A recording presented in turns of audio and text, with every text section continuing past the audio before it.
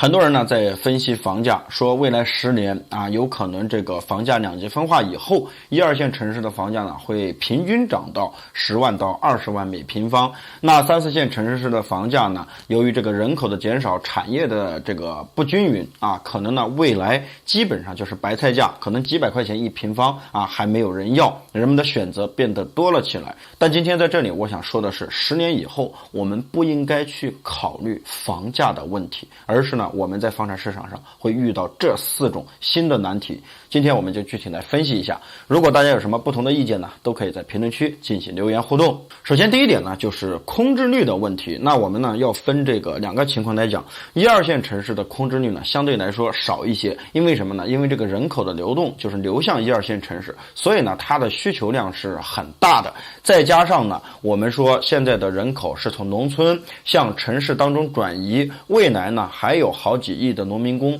要进入到大城市当中。所以说呢，整个1、2线城市的这个房子的需求量还是大的，那么它的空置率呢就稍微减少一点。最主要的还是3、4线的楼市空置率过高的问题。之前呢，3、4线城市包括县城盲目的跟风随着这个城市化率的扩大呢，把自己的县城、把自己的这个城市楼房建得又高又密，但是整体的这个3、4线的人口呢，又撑不起来这些房产的交易，所以说呢，就导致到大量的房子空置。所以呢，我们不得不考虑一个问题，当房子空置了以后，这些房子到底要卖给谁，或者说被谁消化，那基本上就是一个很大的难题，或者说呢是没有人接盘的。因为现在呢，我国的这个城镇居民拥房率已经达到了96%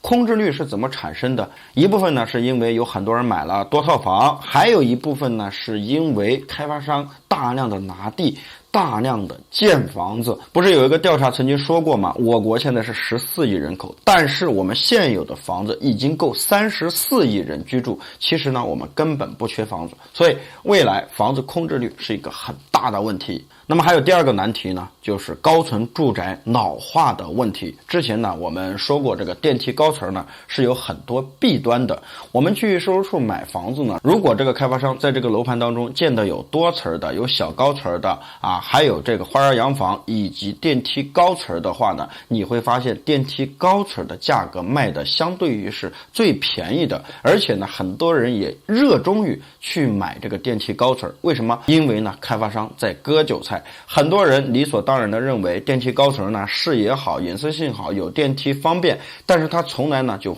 忽略了这个电梯高层的一些缺点。首先呢，就是我们说的消防问题、安全问题一旦发生火灾，基本上呢这个逃生的几率是很小的。第2个呢，就是说后期的电梯包括物业的维护等等电梯高层呢，由于密度比较大，住到10年以后呢，那么基本上这里的原住民就换了一茬，有很多人呢就是买了房子基本上不在这儿住，把房子进行出租。那么后期呢，一旦电梯出现了问题，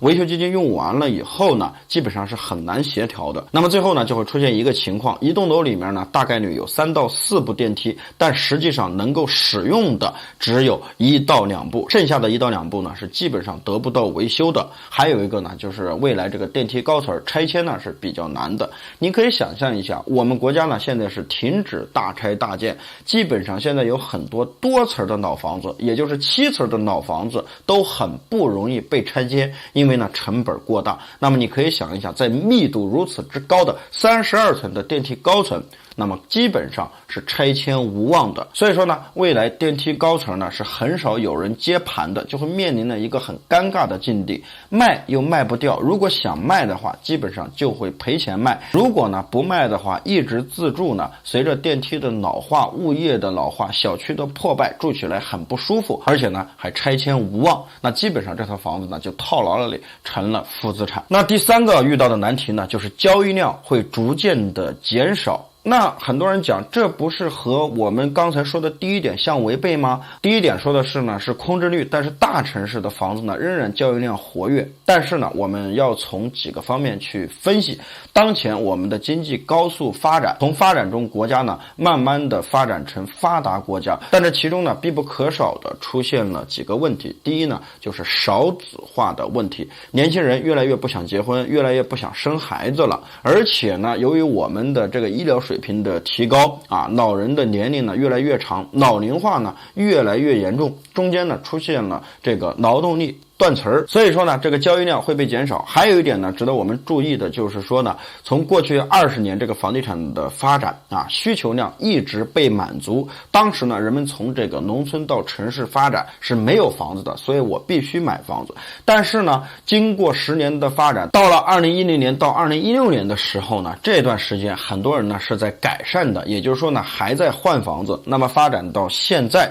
该买的已经买了，该改善的也已经改善了。那么未来10年呢，这个交易量会被逐渐的减少。所以我们看到从这个2020年的上半年就出现了楼市救市的行为，目的呢就是要让房地产健康平稳的去发展交易量减少的话，显然是不利于经济发展的。还有第4个难题呢，就是房价未来的2极分化，而且呢房子会加速贬值。我们刚才呢说到了1、2线城市和3、4线城市，未来的这个房价的2极分化呢还是会逐渐的加大。第一呢，就是1、2线城市的人口大量的流入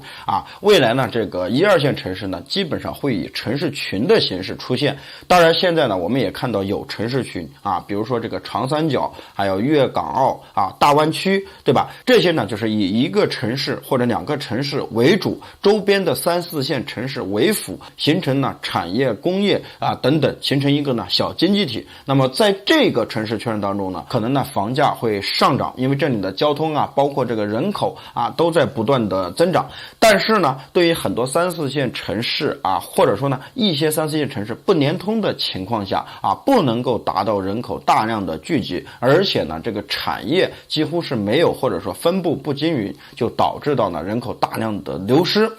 以及呢这个房价交易量减少，未来呢这个房价会越降越低。而且呢我们不能忽略的是呢，在未来还会出现2个关键的节点就是呢共同富裕以及呢这个住有所居。住有所居呢，具体你可以表现成呢这个加大保障型住房和租房市场租售同权。也就是说呢，未来有可能形成买房子和租房子会享受同等的待遇，会享受同等的社会福利，会享受同等的公共福利，会享受同样的落户政策。还有呢，我们说到的一点就是房地产税未来肯定会全面的落实，它会有一个缓冲期进来的2、3年可能不会全面落实，但是未来10年它一旦全面落实以后，也就意味着这是一个长期的税种，让拥有多套房的家庭或者说炒房客直接被套牢，持房的成本会增加，那么你的房子呢就在变相的